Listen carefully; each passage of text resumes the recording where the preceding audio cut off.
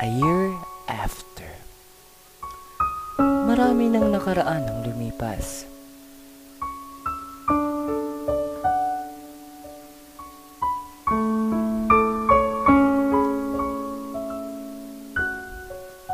Nagkaroon din ng mga kaibigan.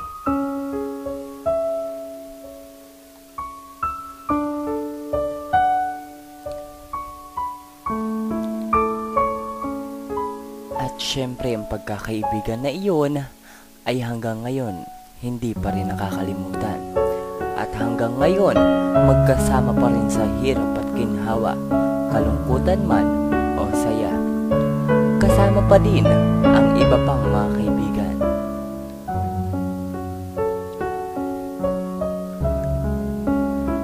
Minsan lang nadapa sa buhay, pero muling bumangon upang harapin ang bagong kinabukasang naghihintay.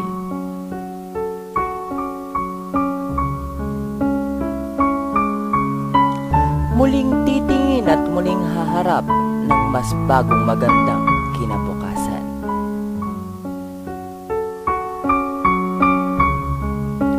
Maraming salamat at ika'y aking matalik na kaibigan. Kaibigang buo at kaibigang totoo. At higit sa lahat, kaibigang di natutumbasan ng kahit anumang bagay.